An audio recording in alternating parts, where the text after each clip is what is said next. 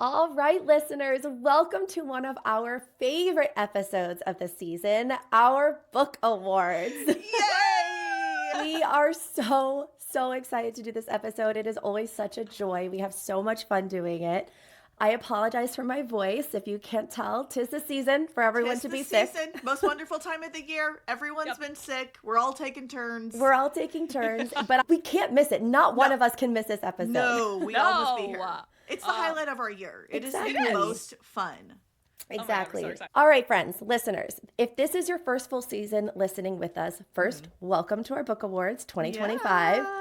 The way this works is that this episode is essentially our Golden Globes, our Oscars. And if you think about it, we're really kicking off award season here, which is coming up this winter. We sure are. We have a host of categories that we will be making our way through, but we can only use the books we covered in our main feed episodes.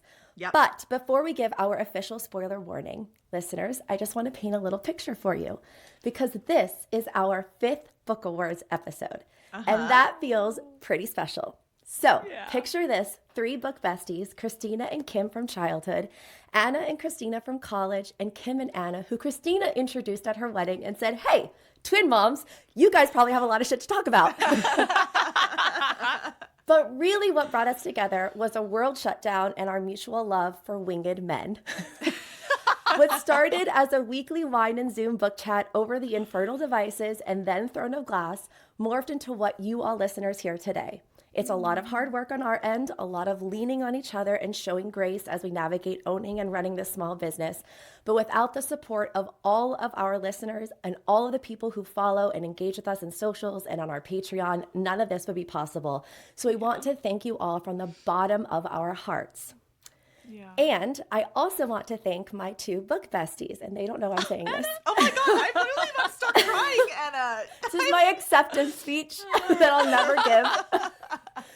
So I want to take a second to thank my 2 book besties, Kim and Kristina, for not just being the most incredible business partners and team members, but more importantly, friends, because none of this would be possible without that dynamic. And while we have come a long way from our first Book Awards episode, better technology, better recording devices, our very first Book Awards, just the 3 of us, sitting in a circle on the floor of a New York City hotel, glasses of champagne in hand, crackers and spreadable cheese from the downstairs bodega, that will always be one of my favorite memories and favorite episodes we ever recorded. Yeah. Anna, damn it. I wasn't prepared. I'm not ready for this.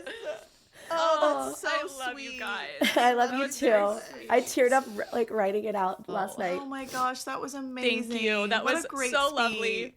I love you agree. guys so much. Beautiful Oh, acceptance speech. We Beautiful, love you too. Anna. Okay, everyone. Well, Yes. Okay, Let's rally from that. so now we do have to give our official spoiler warning. we do.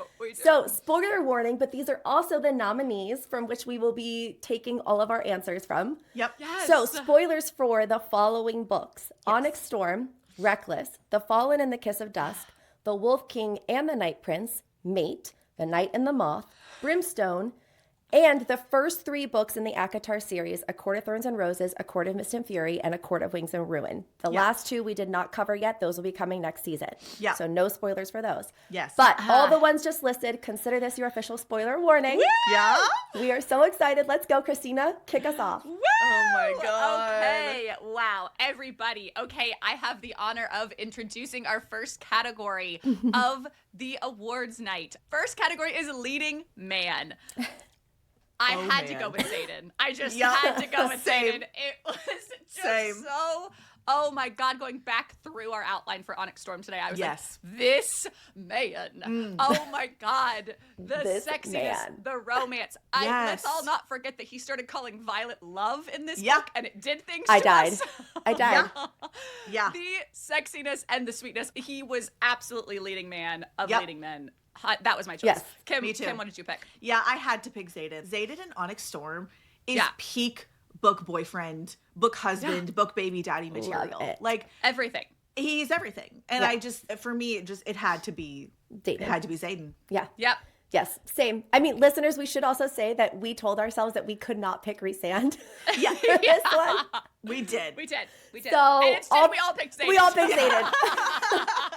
But it's not Rhysand, so we're following the rules. We're following the rules. I will give an honorable mention to Asar. I think Asar from Fallen was wonderful. I think he grew a lot. I really enjoyed his growth in that book, and just getting to see his story, you know, wrap up in that book was so beautiful. I really enjoyed him as well. Agreed. Yeah.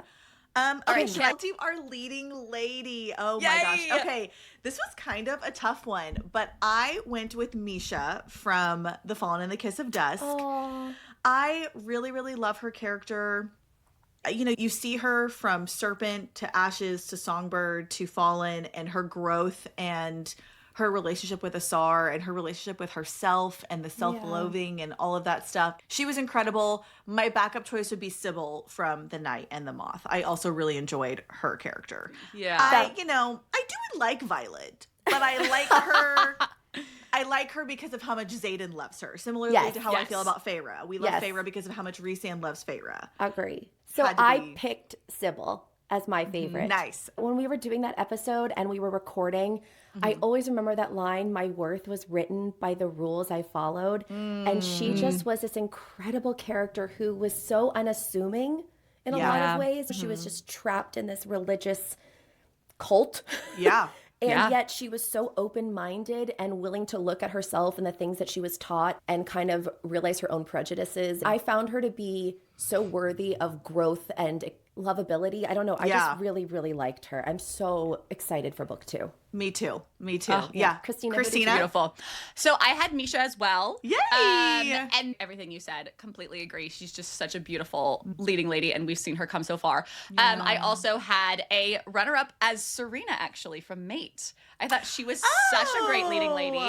And so fun. Being so funny. Yeah. While also really carrying the story well. And I just thought she was really fun. Yeah. And Violet. I also had Violet. I really enjoyed her Curse the Patriarchy speeches, and she really held up Xaden and really made him feel worthy. And that was important to the story. So great answers. Oh, I love that. All right. Okay.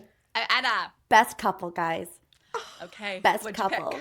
What'd you pick? This one had to pick Rhysand and Feyre. There was just no way. I was like, I mean, I have runner-ups, but Xaden and Violet, I don't know. But Rhysand and Feyre, I mean, they're my OG enemies to lovers, beautiful, morally gray character, and I love them. And there's their journey through ACOMAF and ACOWAR, and they're my couple. They're my OG. They're everything. Oh, I love They're everything. Kristina, who'd you pick? I had Xaden and Violet because I figured Rhys and Feyre were going to be chosen. And you know what? And they were. We know each other. We know and they were. We do. Xaden and Violet I have here. I love how stable and solid they were. And it was really beautiful to get to see that only worked because of the angst and the drama that was Iron Flame. When we were in Iron Flame, it felt so annoying. And then we got to Onyx Storm and it felt like a payoff. And there was no miscommunication. It was just like devotion and taking on the world together. And I just loved it. Love it. Agreed. Yeah. So well said. Nothing to add. I also picked Xaden and Violet. I loved them. Yeah, and like you said, Kristina, we couldn't have gotten there without trudging through the miscommunication and the fighting in Iron Flame. Yeah. But man, it was paid off. The payoff was chef's kiss. True. Very, very good. Well, we better relish in it now because who knows where we're going from here with them. So I'm ready for the villain era. Like, let's go. Me too. All right, Kim. Please. We are Reputation girlies. We're ready for it. Okay. So next up, Best Supporting Character. All right. Well, I went with Riddick for Best Supporting Character. That's a great one. Love Riddick. He was the star of the show. Brought so much joy and character growth. I just absolutely think he was the best supporting character that we saw this season. Absolutely. I agree. Riddick is incredible. Anna, who did we pick? Bartholomew. I mean, I knew you guys were gonna pick him. I was like immediately. I was like Bartholomew. Duh. I have it in capitalizations with about 75 exclamations. That's the only one. I have Bartholomew in all caps with 75 exclamation points. Everybody else is just typed out. And it's Bartholomew. Oh, sweetie sweets. Our Rachel. sweet old little gargoyle with childlike innocence and wonder. I just love him so much. It makes me want to cry. I know. Rachel. We already cried once. We can't cry. I want to hug him and I want to squeeze him and I want to love him. I want to protect him. Rachel just really has such a gift with making you feel so endeared toward these characters that if I were to just tell you what this character is, you'd be like, sorry, what now? Yeah. What? Yeah. You love the nightmare? And what is that? Oh, he lives in someone's head? That's weird. Like, Yeah. oh, a gargoyle? Yeah. I A mean, piece okay. of stone, chiseled No. stone. But No. we're sobbing over them. Sobbing. Like, Right. she is just so incredibly talented and truly in a league of her own when it comes to her writing and these characters that she's Agreed. created. It's wonderful. I agree. I have one backup as well. Yeah? So my backup is Blake, specifically from the Wolf King, because Blake is a supporting character in the Wolf King. Oh, yeah. In And the Night Prince, I would count him as a A main. leading man. Yes. But for supporting character, I think he could have been slotted in for Wolf King as a Oh, supporting he was character. so sassy and snarky And like, you know he's important, and he just steps on that page, and that is when I was like, I'm in. he Like just when exudes you didn't, sex. yes, but like I didn't realize the story was missing him Yeah. until he was there, and I was like, oh, everything's clicking. I see what we're doing. Like he makes this all so good. It was he was so well crafted. In He's Wolf the King. chess I love master. I love that. him. Yes, love. Oh, Great. Kristina, great answers. Oh, Yeah. Riddick. Guys, I love Riddick. Riddick. I know. Okay, I think I'm doing most infuriating character. Correct. God. Who'd you pick? So many options. Christina, I had to go with the fucking Sentinel from Fallen. And I wrote it specifically, the fucking Sentinel from Fallen. That's exactly how I wrote Oh it. my god, I'm so happy you picked that. I totally forgot about. Well, I was going through all of our outlines, just trying Oh, to kind of, God. Right. remember everything that we had Oh. talked about. Fucking Sentinel. And the fucking Sentinel, I was like, how many times? I'm sorry, this character came back how many times? Minimum 25. Minimum 25. And Did at he one not point- just die? Was he supposed to die? No. Ugh. It's a whole... and it's a a journey. whole journey. Yeah. And it was too much. It came back too Yeah. much. And it would just pop up. And finally, in the outline, we just started writing. And the fucking Sentinel. Sentinel. Is back. My backup, however, was Zovina from Brimstone. Oh, Oh, good one. That's a good one. That's a really good one. Really did not damn. enjoy her. That's a good one. I Because forgot. infuriating is perfect. Like, She's nothing else. There was no redemption. It was just infuriating. It was just And now she's dead, so there's really no redemption arc there. She can just infuriate me. Yeah. from the grave. Yeah. All right, Anna, who'd you pick? Okay, so I took a little creative liberty with mine. Okay. Because I Okay. really struggled. I did not think of Zovina for some reason because Yes. my most infuriating character was in Brimstone, but it was Ceres's magic.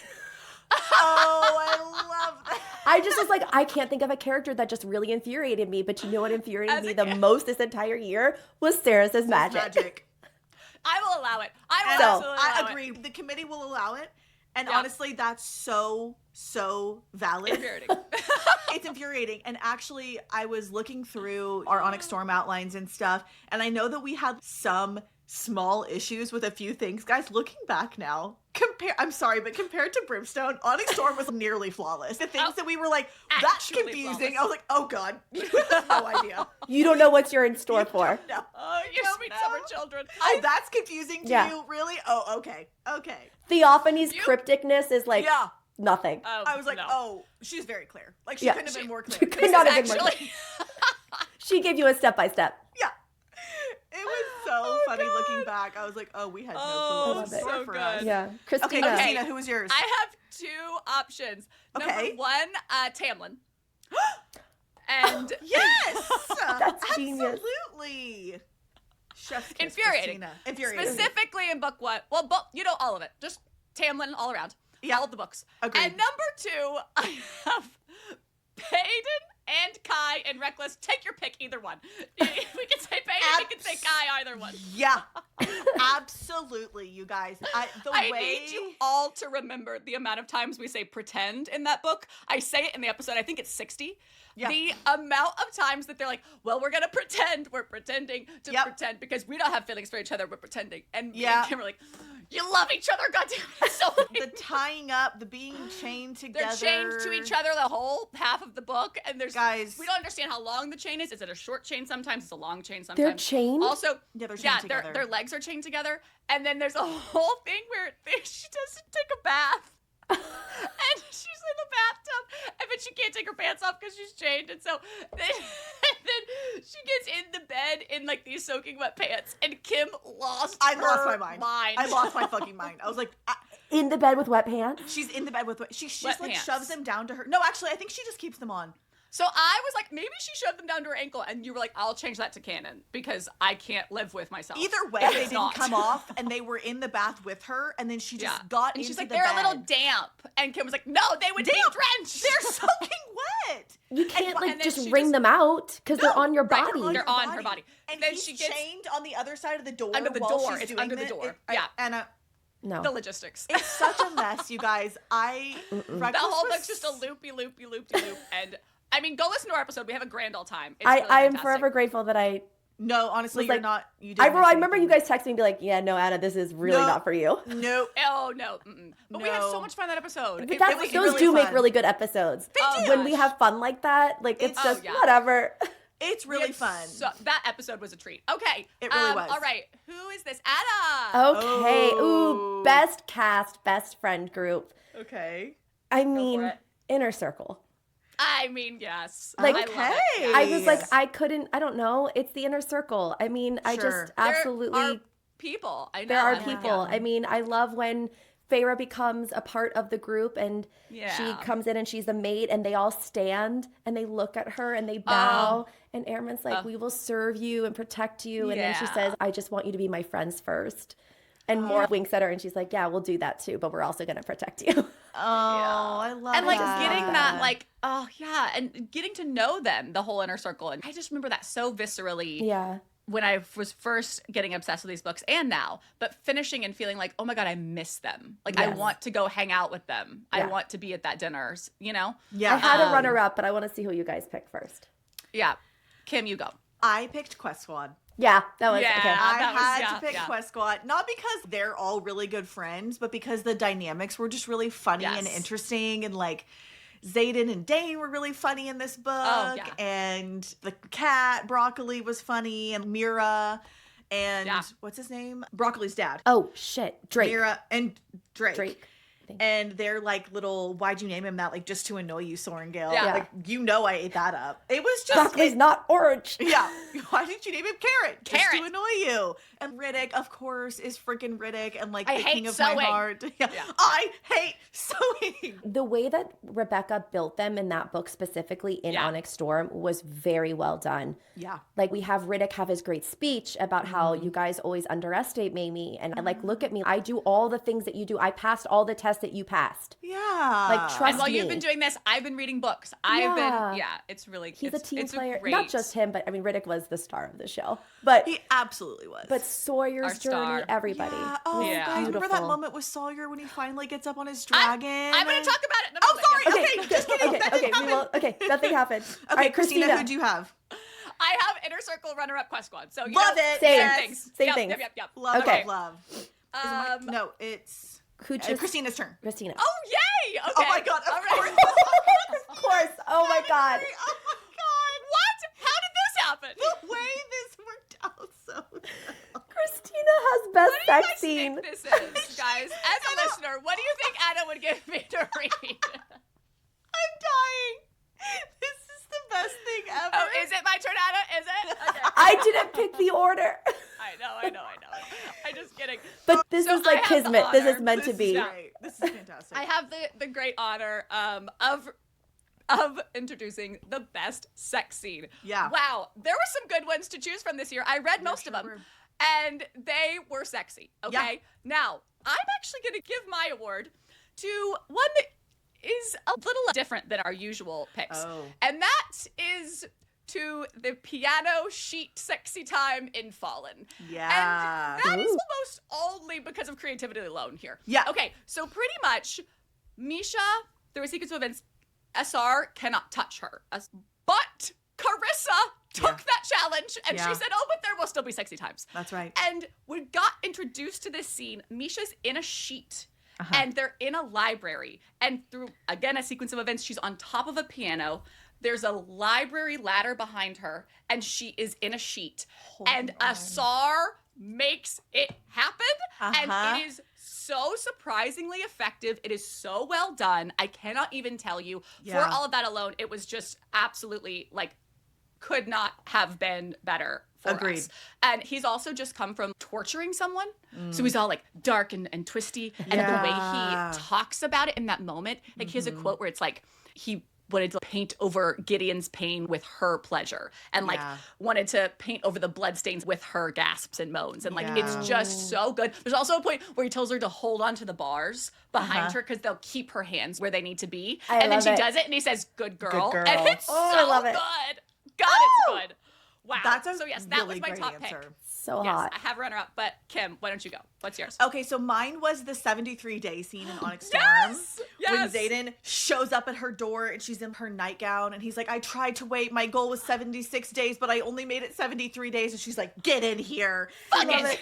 It's a fuck it moment. I know the logistics were confusing to some people, but I got it and I understood what we were doing. And I was very, very into it. Oh, okay? this is with the chair and the shadows, The right? chair Yes. and the shadows have her Oh. hands and he like Wow, it's slides good. down. Woo! Wow. Hot. That was a good one. He shows up and he's so worried about making it as long as like Jack Barlow without channeling, Yes. and he just needs her so badly. Oh, God. And that's also the one where he's like, I need control in this sexy time. Can you handle that? And she's like, Take it. okay. Take it. On a silver platter. Yes, sir. Oh God, there's a part where he's like, okay, do you have the daggers close enough to you? Is that close enough so you can like fight me? I want you at your full power. All this stuff so you can like, get me if you need to. And she's like, I do, and I have. Just please take my clothes off. Yes, please. It's so good. Oh my gosh. Okay, Anna, what's yours? Okay, so I had a really hard time choosing between two. So the first one was from The Night in the Moth when Rory removes her shroud for the first time. Yeah. And he says, you're so beautiful. Yeah. And when you've read it, you know how absolutely impactful that scene is when he takes off the shroud. Yeah. And then I love this line. I mean, I think about it daily, but they're having sex and they're like really getting hot and heavy. And she writes, the sound of air rushing out of his mouth was profane. Gorgeous writing. It just makes me feel something. I love it. It's a very tender, sexy moment. It's not so much like hot sexy. It's not graphic at all. It's just beautiful. But my It's very runner up, romantic, you guys are going to laugh, but let me finish, Okay. is from Mate. Not N-O-T, not nodding, K-N-O-T. Got it. Okay. Not one of those. It's one of the ones before that. You don't love that? I don't love that one. I really, really loved the scene after she wakes up from one of her in heat moments and he finds her.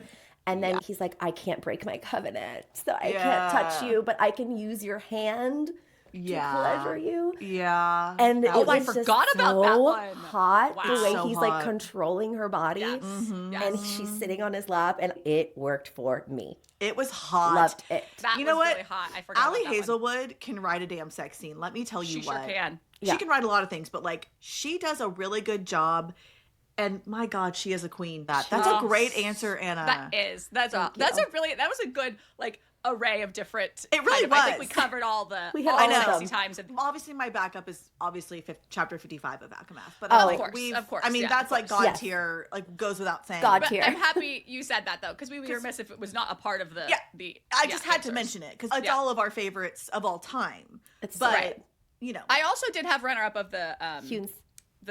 Hewn City Hewn on City. the throne, the Yeah. throne scene. That's- ooh, that's a good one. I mean, I'll never forget reading that scene for the first time. To me, was more hot than chapter 55 because it felt so forbidden and public. so naughty, so Like naughty. so naughty. I remember Yeah. reading that. And that was my first, I feel like, smut scene in a book. Yeah, And I Same. was like, what is happening to me right now? I Same. feel like I'm having what is this feeling? This feeling, So sad Yeah. and new. and new. I'm having a religious experience. Yes. Well, Yes. because it was teasing and it wasn't explicit, Yeah. and that made it all the more sexy because they're having this private moment in front of everybody, and you just the way Sarah writes it is so good. Well, And the it's tension. Unholy crafted playing in the so well. background. And Unholy, Of course. of course. And the crafting of Reese in that moment specifically, because it says for the reader, we get to have bad boy Reese because that's what he's presenting, while also knowing he's not actually bad boy Reese, and he's also in her head being like, "Are you okay? It's okay. Like, I'm sorry I have to do this," while doing the sexy bad boy The face. Like, sexy it is dirty the thing. perfect Delicious.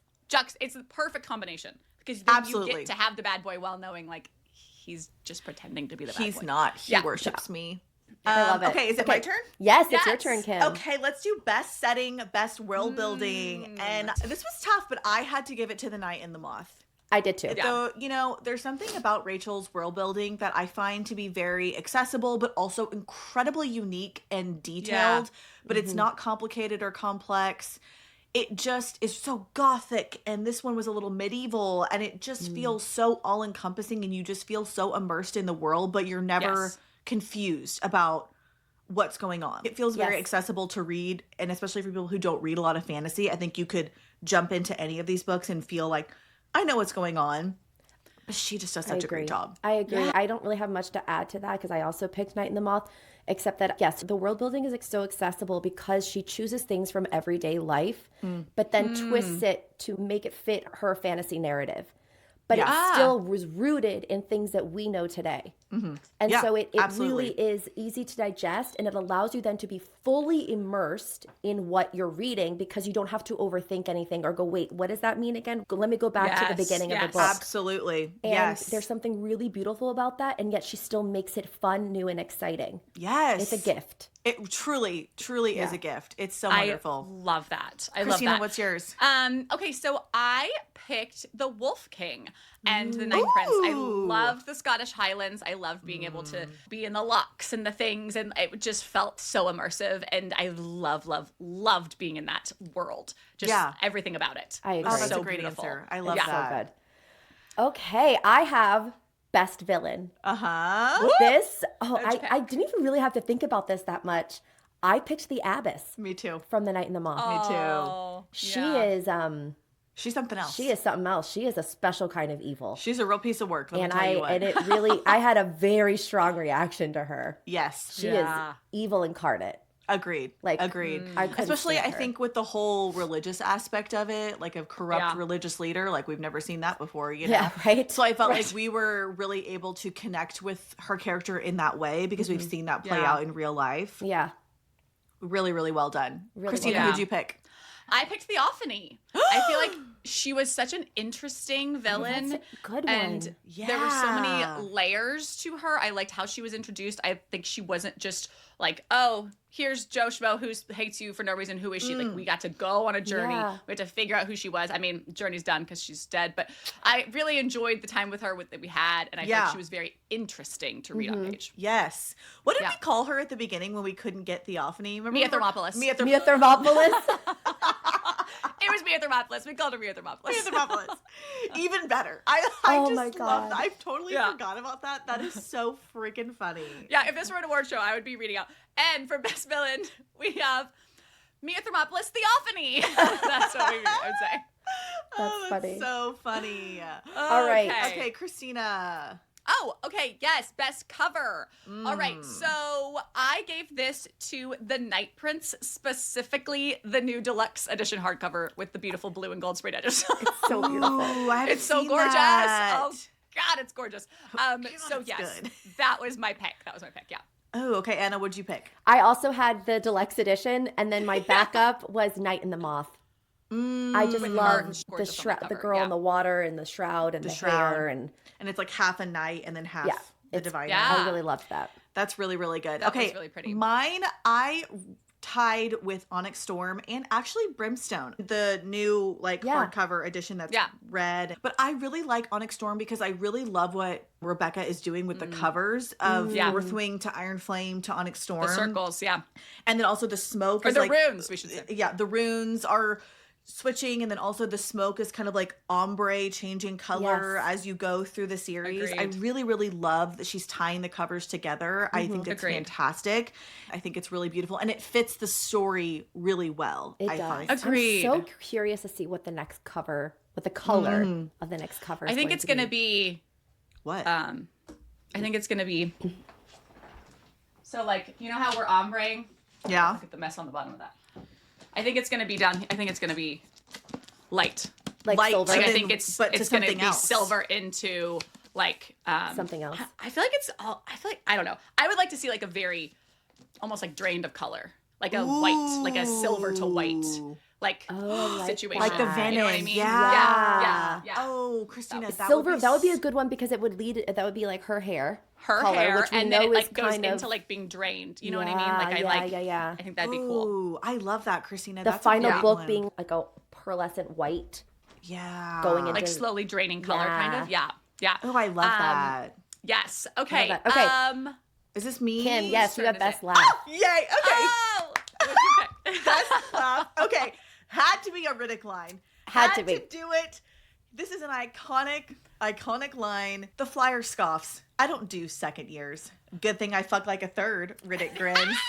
Yeah, you do, baby. Guys. Oh man, we love it. There were so many Riddick lines. I was literally Yes. just going through Reddit, reading funny Riddick lines, and the whole thing, like, I don't like sewing, and the whole funny conversation, how he was like, that lightning strike wasn't me. It wasn't me and her. We weren't doing that. We And weren't Zane's doing like, anything. Yeah, I'm well aware it wasn't big enough. Like, I know. Thanks. Oh, I loved Riddick in Onyx Storm Same. so much. Same.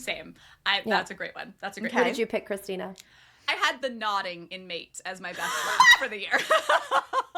Wait, that's hilarious. That's hilarious. That is freaking hilarious. Just in general, just the nodding in general in Mates was my best laugh. Wow. 10 out of 10. Christina. Great choice. Great choice. Well done. Anna, what's your Okay, so I actually had to pick the lobster scene in The Night Prince. This is hysterical.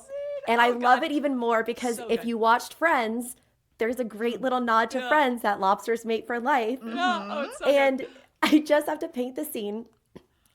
They're having this big feast. They've been fasting all day, or they're about to fast the next day, so they're having a big feast. And one of the female characters, Elsie, is making lobster, and Rory, the other female character, walks in, and she's like, no, you can't cook the lobsters. My brother told me that they scream and they die drowning, and it makes me so sad. And then the little boy starts crying. He's like, we can't kill the lobsters, Mom. And so they release the lobsters, and they're all sitting at the table, and all the men are there, and they're like, why are we eating potatoes? Where are all the Where's the lobster lobster? that I bought? And she's like, Elsie's just like sitting there. She's like, I don't want to talk about it. They're gone. They escaped. And he's like, what do you mean they do you mean? escaped? She's like, I don't know. They're gone. They got free. And he's like, well, where exactly did they go?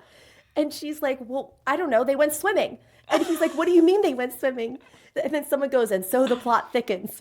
It's so good. And she's like, they're in the lock, okay? What do you want me to say? And then Blake goes, why, may I ask, are they in the lock, Elsie? And she points to Aurora. She goes, it was her fault. She told me. She told me. And then they pause and they eat. And then randomly Blake goes, wait a second. Or someone else says, aren't lobsters saltwater creatures because the lake is freshwater? It's like freshwater. And then Elsie starts to panic and she goes, what? No, they're not. I think those were freshwater lobsters. And then the little boy gets upset. And so then Blake is like, oh God, go ahead. Blake's like, I'm sure they'll live long and happy lives, and soon Lowfell will be overrun with lobsters. There will be shellfish all over the island, and I'll be known as the oddball alpha who lives in a castle among his crustaceans. And it's just such a great moment in this kind of serious thing that's happening. Yes. And it was totally took me off guard, and I cackled for like 5 minutes, and Kristina same. read it. I think you were listening on the way. I was listening on my way to Long Island to see Anna, and I like repeated that chapter again just to hear it again. I was laughing so hard in my car. I got there and I was like, oh, the castle of crustaceans. It's just so funny because Blake is so serious, and for him to sit there and be like, well, I guess was I'll just very live in my sweet. castle of crustaceans. That's so I loved funny. that. I love So it. great. Okay, I had one runner-up as well, which is really just a Kim and I canon moment. It was not actually in Reckless, but in Reckless, there is a moment where we had a lot of conversations about the word pretend, and about how whenever he says, oh, we're pretending, or let's pretend, or something, it's Yeah. almost like it just flips this switch in her head where she's like, okay, fine, well, that's fine, let's make out. That's great, let's just, I'm okay, let's make out. And so then we went on this whole tangent in our episode where we're like, yeah, so pretty much he says, oh, let's pretend. And she's like, all right. Unholy starts playing. She gets on his lap and she takes she's that like, chain and she I rips it came around in like a wrecking ball. ball. Oh my gosh. It's so unhinged. Oh, wow. Oh, Anyways, that that's was just really good, Christina. That's LOF, hilarious. canon moment. Okay. Yeah. I love that. Whew. All right. All right. Anna. I think it's you. Yes. Okay, so I have best dramatic scene. Ooh. This Oh, one was God. a tricky one to pick. I know which one you're gonna do. I know you do. It has to be Bartholomew's monologue. And it's beautiful. Rachel, hats off. I'm just going to read it. Just this little snippet, this little paragraph. Oh God. The gargoyle, Bartholomew, was sharing his story, and the gargoyle's voice hardened. He shut his eyes, imitating the abbess, and he has this ability to change his voice to make him sound like the evil villain, the abbess. So imitating the abbess.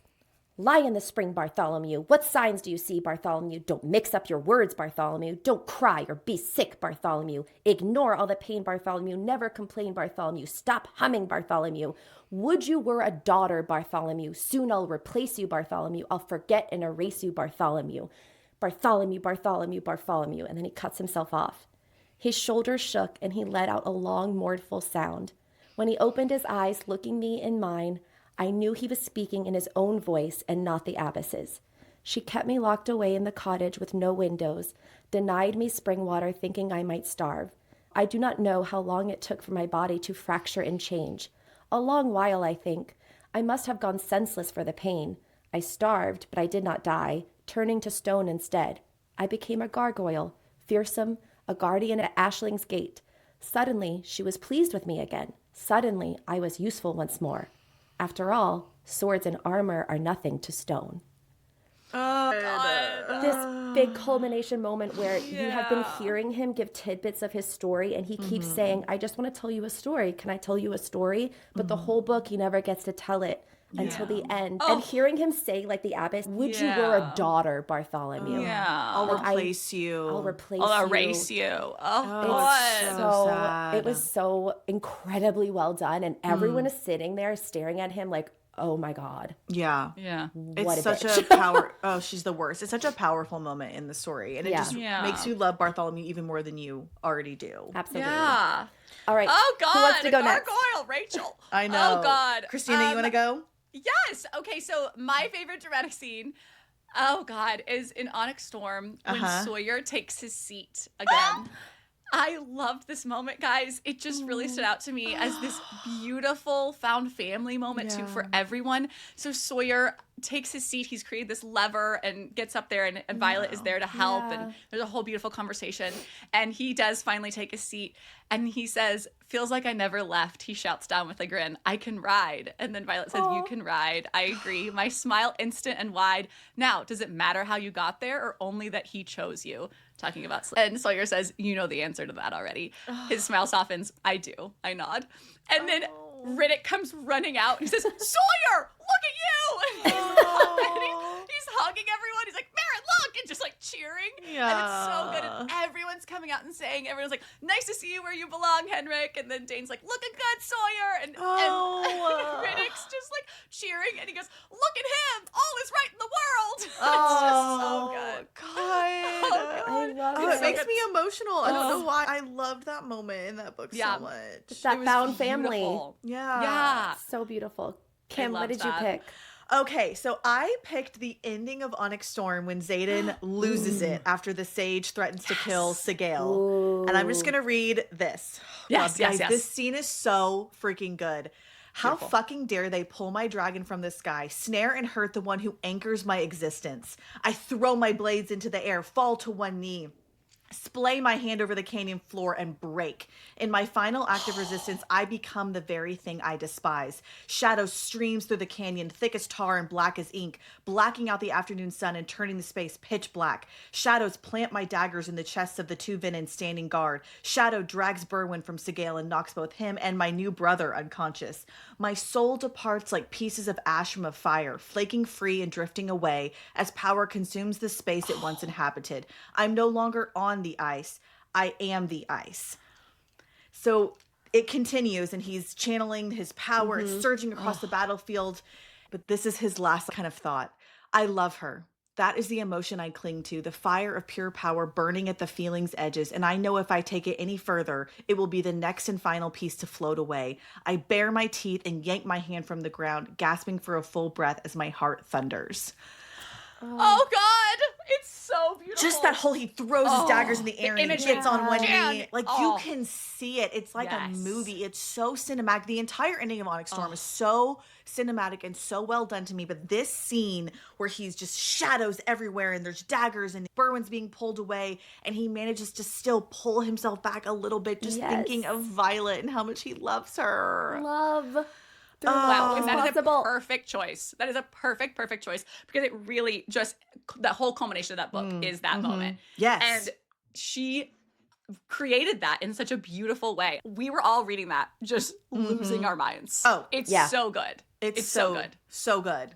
Also, something that I always forget is the beautiful lines he has in that scene about Sigale. Like, about his connection with her. Like, how dare they do that to the one who anchors me? Like, my she believed me existence. before anyone did. Like, she Yes. is, oh God, it's so beautiful. Well, in the book that Violet's dad leaves, or she finds, that's the answer to the riddle. A writer's first love is their dragon. Yeah. Yeah. Oh, man. so good. So good. Next up is best line. Oh! So I just had to do There You Are, I've Been Looking for You. I just had to. I had that first too. Go ahead. Yes. It's our, it is what it is. It's iconic, yeah. It is Iconic. iconic. And we covered it this year, and so it deserves its place there. So, It yes. does. Great point, Kristina. Okay, so mine is also from The Night and the Moth. But guys, it really swept the awards for me. It did. No one it's could so compete. good. No. So I had The Night and the Moth. I mean, I was trying to pick just one from The Night and Moth, and I was like, well, this is amazing. Well, this one's amazing. I know. Okay, so I'm just going to read both of them. I can't pick. I can't. So there's the one from the prologue that gets repeated at the end. And it says, "You know this story, Bartholomew, though you do not remember it. I'll tell it to you as best as I can and promise to be honest in my talebearing. If I'm not, that's hardly my fault. To tell a story is in some part to tell a lie, isn't it?" Which that last line is so good. It's just chef's kiss. But then I also really, really love this one. "It is easier swearing ourselves to someone else's cause than to sit with who we are without one." Which I really That's love really because that good. is an underlying theme throughout the book is everybody has something that they have just wholeheartedly believed and sworn themselves to, but it's not themselves. It's something that is like outside of them, and their whole journey throughout the book is learning how to be just themselves and to find what they stand for outside of what their archetypes are, I guess. Yeah. Oh, yeah. Yeah. So I really, really love that line. That's a great one, Anna. Kim, what did you write? Okay, well, I had to have a Carissa Broadbent quote on here. I just don't feel like I was it gonna could say, be I a had book a- awards. Yeah. I episode. had a runner-up for that too. Okay, good. Yes, Yeah. yes. Okay, so even though Fallen was not my favorite of the Crowns of Naxia book, I still just feel like Carissa's writing is so incredible. We talk about it all the time. I won't go on. But this quote is from Asar's POV talking about Misha. And he says, "Once the sight of it would have brought the collector and me to my knees. But when my knees hit the ground now, it wasn't for the eye. It was for her. I wanted to bury myself before her. I wanted to cut myself open for her, let her take whatever she wanted, and treasure the scars for the rest of my pathetic life." Oh, That's God, beautiful. the beauty. Oh, I can't. Carissa. And the whole thing about the scars. Obviously, Asar and Misha both have scars. and so pulling that gorgeous. aspect in too. Carissa is just incredibly absolutely. talented. And I just love her writing so much. I remember the year Same. we covered Children of the Fallen Gods. That entire awards episode was Children of the Fallen Gods. Oh, I mean, because it's basically- gorgeous. It's gorgeous. absolutely gorgeous. It's devastating, Listeners, but it's gorgeous. go read it. There's a Yeah. Prepare for emotional trauma. Yeah, but you must read prepare it. yourself, but also do it. Okay, I do have one Carissa line. Just while we're talking about Carissa, I'm gonna read Yeah. this one really quick. Yeah. So this is how gorgeous this is. This is the last line of the prologue of Fallen. And when you read the book, this exact thing happens in chapter 60. Like, you don't realize that this is what she's talking about until you get to the end of the book, and this is exactly what she's describing, but it's the last line of the prologue, and it's so gorgeous. She's so talented. Okay. This is the tale of how a fallen one ascends. He does it in countless cascading decisions over years, over centuries. He does it with the desperation of a starving soul willing to sacrifice anything, everything for a single chance at redemption. But in the end, he loses her every time. Oh, it's so good. Okay. Oh, you know we love a Carissa prologue. Queen of prologues. She truly Truly. is. Yes, She yes. truly Okay. Wow.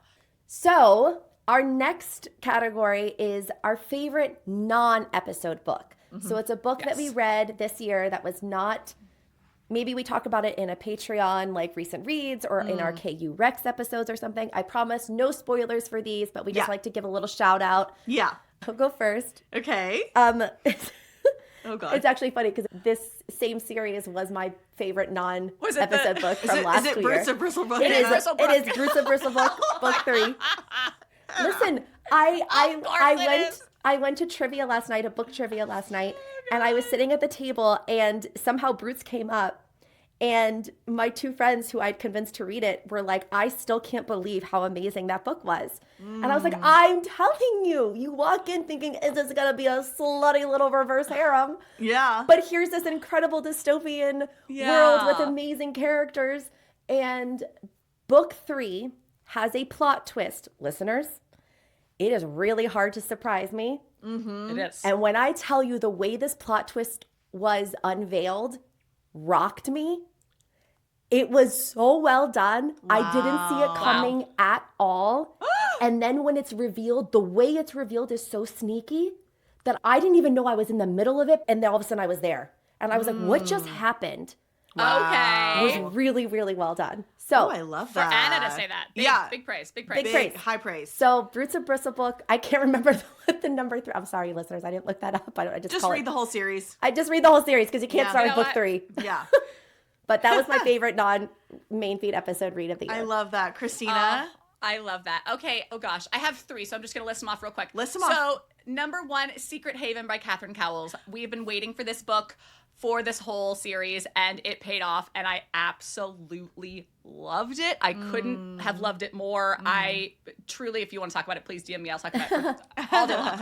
It was so, so good. Also, Direbound by Sable Sorensen. I loved this book. Right, you it read was that. so fun. It was so enjoyable. I listened to this whole book, so I really can't speak more highly of the voice actors who did this book. It was so good. It was so fast and so fun. It is not new by any means. It is not earth-shattering, but it takes the fun pieces that we love from everything and puts it all together in this world that is cohesive and makes sense and really accessible. And it's like, truly, it's just fun. It is like I would say, perfect palate cleanser romantasy.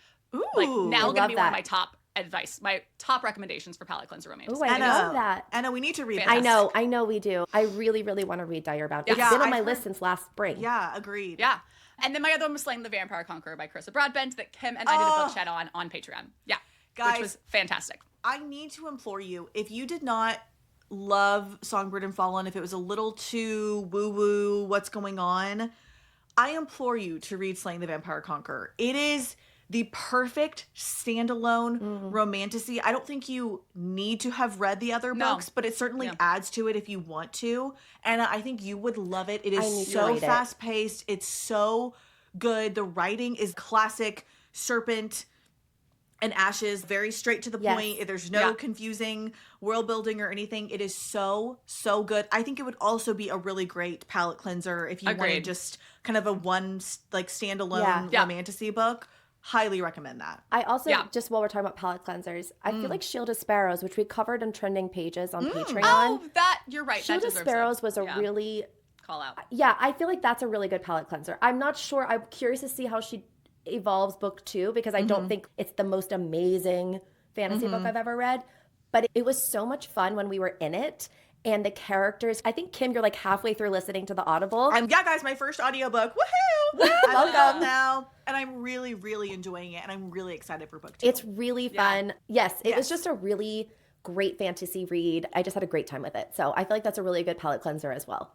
Yeah, that should definitely get a call out. I love Kim, that. Kim, what's yours? Okay, so mine had to be the Magnolia Parks universe. I know it's technically 5 books. About that! But how did you not have thought about it, Kristina? It was our entire personality. Where's the camera? Look, they're all right there. Oh all of my our God. friends. Oh God, This that series. Can I change mine? Yes, you can add a 4th.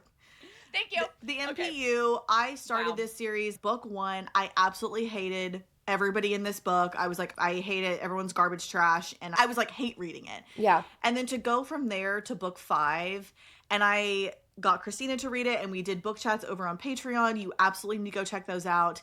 And then I also got friend of the podcast, Lindsay Rogers, who we went to see Taylor with, to read it. And she was voice noting me, and I got to relive it through her. Yeah. And it is just such a true ride, a true journey with these characters. And it was the most, I think, surprising reading experience of my adult life. Obviously Harry Potter would be my childhood choice of just the journey that you go on. But as an adult, other than Throne of Glass, it was the most surprising kind of reading experience that I've had in a really long time.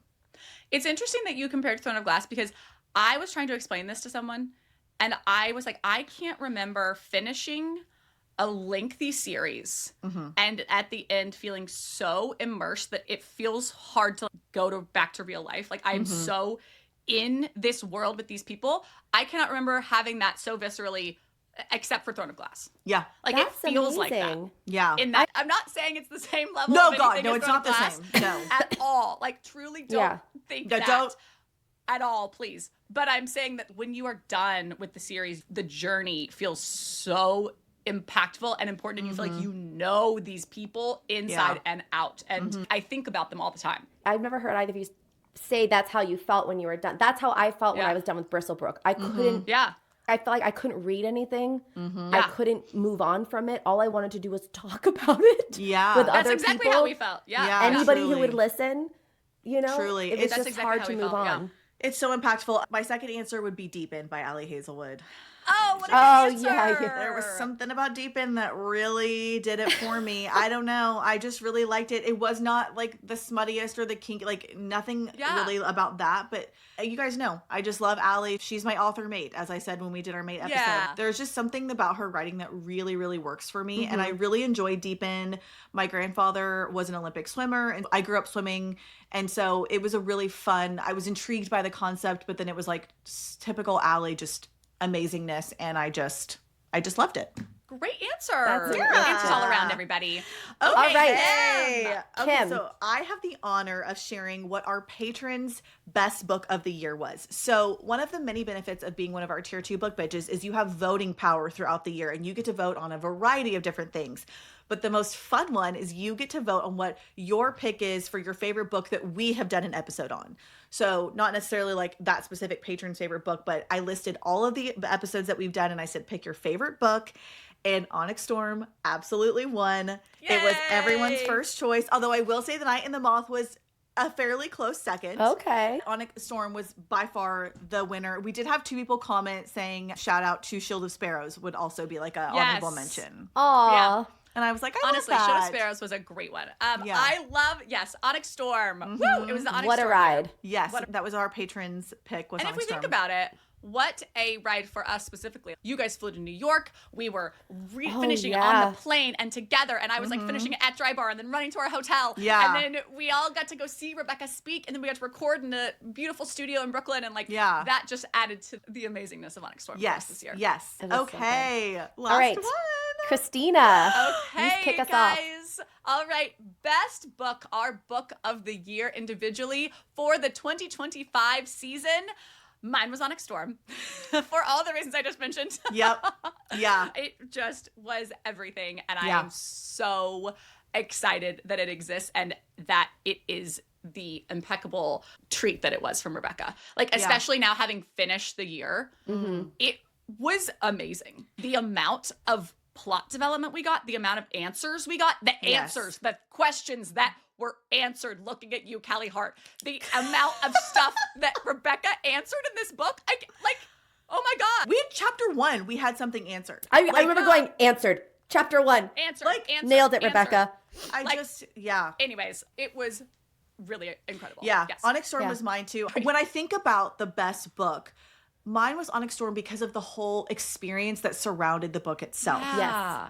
You know, I mean, like you said, Anna and I got to fly to New York and be with Kristina, and Christina's friend Carly, shout out Carly, got us these incredible tickets to Rebecca Yarros's book chat with Laurie Hernandez, who was an incredible moderator, and we got to even meet a couple listeners in person, which literally never happens. Like, I never get that experience.